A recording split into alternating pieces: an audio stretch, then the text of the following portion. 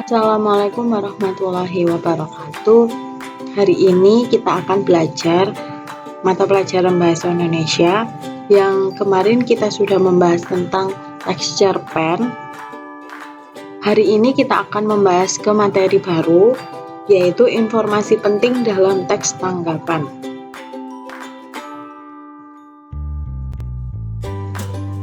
Nah, kompetensi dasar yang harus kita capai yaitu kompetensi dasar 3.7, yaitu mengidentifikasi informasi berupa kritik, sanggahan, atau pujian dari teks tanggapan, lingkungan hidup, kondisi sosial, dan atau keragaman budaya dan lain-lain yang didengar atau dibaca.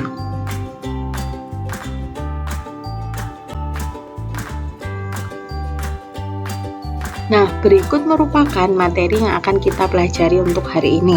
Yang pertama, kita akan membahas tentang pengertian teks tanggapan.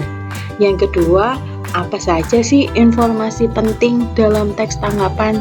Nah, untuk yang ketiga yaitu jenis-jenis kalimat tanggapan.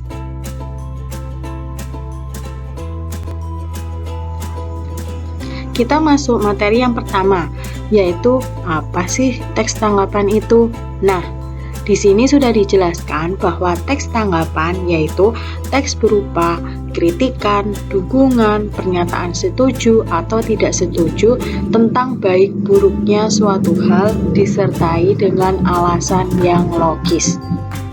Nah, sekarang kita menginjak ke materi yang kedua, yaitu informasi penting dalam teks tanggapan.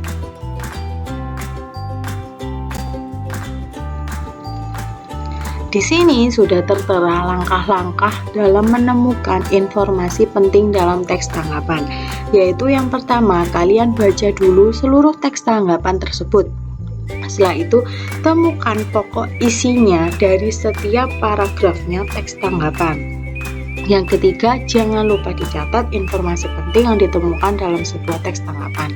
Nah, untuk yang keempat, periksalah kembali kebenaran informasi yang ditemukan. Nah, itu beberapa langkah-langkah dalam menemukan informasi penting dalam teks tanggapan yang harus kalian ketahui.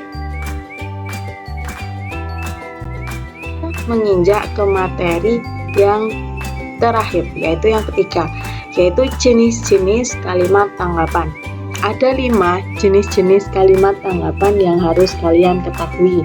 Untuk yang pertama yaitu kritik, yang kedua pujian, yang ketiga sanggahan, yang keempat penolakan, dan yang kelima yaitu persetujuan. Nah, kita bahas dari yang kritik dulu. Untuk kritik ini yaitu kalimat yang berisi pendapat atau komentar atas suatu peristiwa atau objek. Biasanya dalam kalimat kritik ini ada kata seharusnya. Jadi di sini dicontohkan, permainan tradisional sudah mulai tergantikan dengan yang modern. Seharusnya kita sebagai generasi penerus harus melestarikan permainan tradisional tersebut. Jadi dari jenis kritikan ini belum tentu dalam kritikan ini si beliaunya itu tidak setuju. Jadi si kritikan ini hanya untuk menegaskan saja. Terus untuk yang kedua yaitu pujian.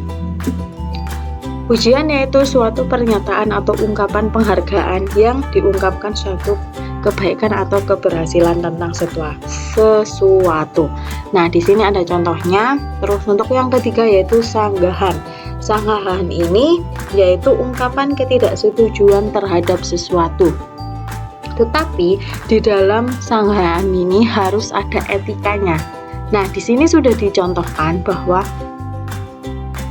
ada kalimat, saya sependapat dengan Anda, tetapi akan lebih baiknya menurut saya jika kita turut ikut lomba musik tradisional tersebut. Jadi yang kalimat yang bercetak merah ini merupakan sanggahan. Keempat yaitu penolakan, ungkapan ketidaksetujuan atas ide atau pendapat seseorang. Contohnya, saya kurang sependapat. Nah, Dari kalimat saya kurang sependapat itu sudah disimpulkan bahwa jenis kalimat tersebut adalah penolakan.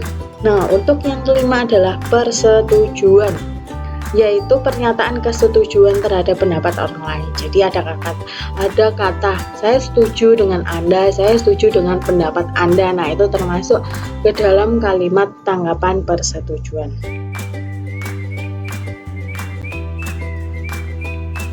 Nah, dari beberapa materi yang sudah disampaikan, jangan lupa dicatat.